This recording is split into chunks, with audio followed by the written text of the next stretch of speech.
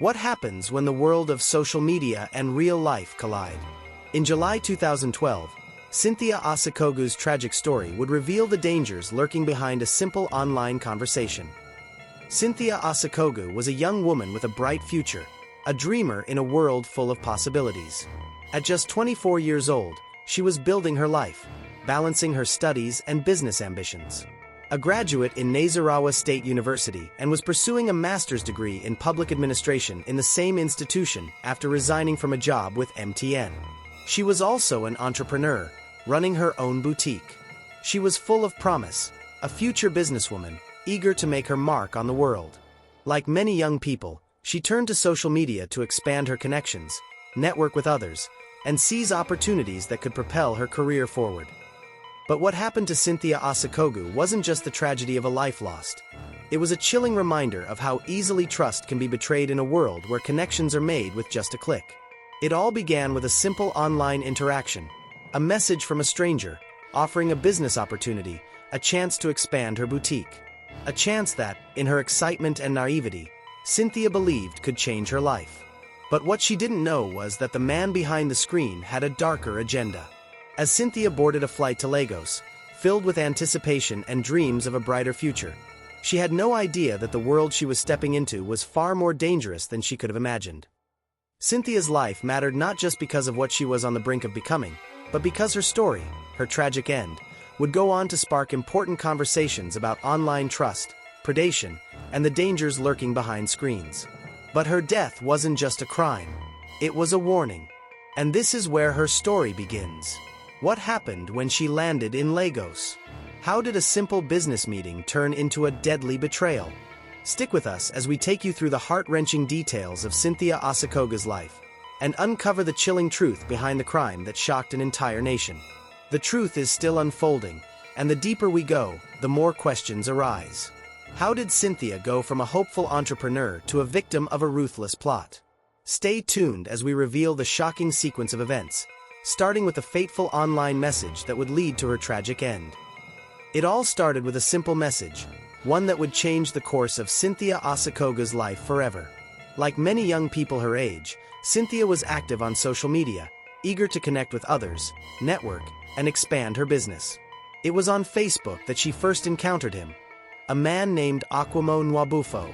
He approached her under the guise of a business opportunity.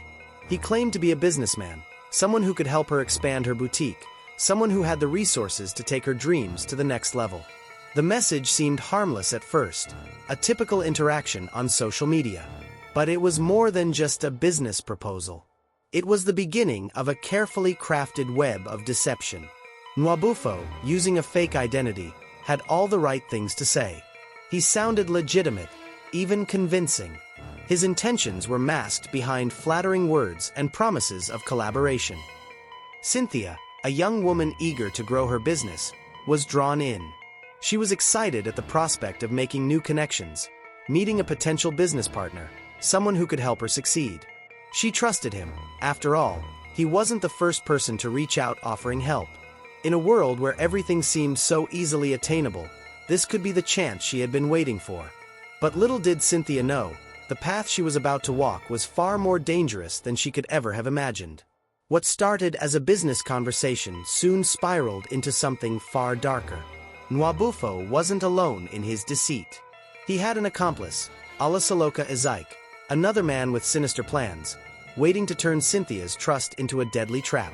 The plan was simple: lure Cynthia to Lagos under the pretense of helping her expand her business, then steal from her, and ultimately, take her life.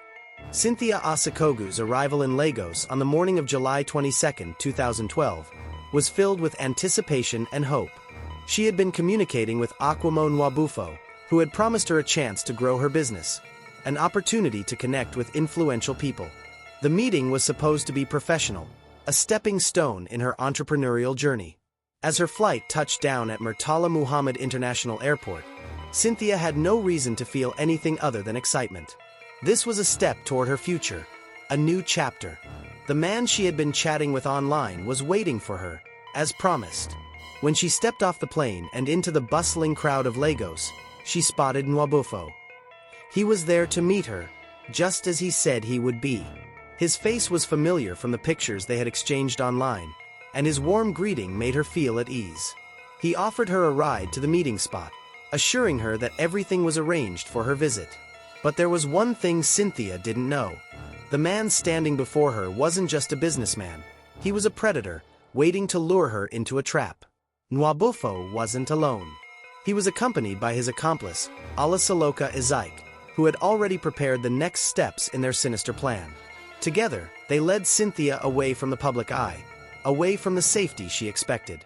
The trust that Cynthia placed in them was about to cost her everything. After a short drive through the crowded streets of Lagos, Cynthia was led to a place that she believed would be her safe haven, the Cosmilla Hotel in Festac Town. To her, it was just another stop on a business trip, a place where she could rest and prepare for the meetings that would follow. She had no reason to suspect anything sinister. It was a hotel, after all, a public, established place. What Cynthia didn't know was that the hotel wasn't a neutral ground. It was a prison in the making. The killers had chosen this spot deliberately, secluded enough to carry out their crime, but not too isolated to raise suspicion. As they entered the hotel, Nwabufo and Izaik kept the facade of cordiality. They spoke kindly to her, directed her to her room, and even offered her some refreshments, all while masking their true intentions. There was no sense of danger, no alarms going off in Cynthia's mind. She was, after all, on a business trip with someone who had promised to help her. But the hotel, a seemingly innocent place, was now the stage for a carefully orchestrated betrayal. It was here that Cynthia's trust would be shattered, where her life would take its final turn. The decision to trust these strangers had led her directly into the hands of those who would ultimately rob her of everything: her life, her dreams, and her dignity. Once Cynthia was inside the hotel room, the reality of her situation quickly began to unfold. The peaceful, professional interaction she had imagined was nothing more than a cover for a horrific crime. The first blow came when she was drugged. The drink she was offered was laced with a sedative, Rohypnol, a powerful drug that leaves the victim vulnerable, disoriented, and incapable of resisting. She began to lose control of her senses, and as the drug took effect, her body became weaker, more susceptible to their will. But that was just the beginning. With Cynthia now rendered helpless, the killers moved quickly. They chained her, her hands and feet bound, her body rendered immobile. The very people she had trusted were now her captors, and they wasted no time in making her their prisoner. In those final moments, Cynthia was strangled.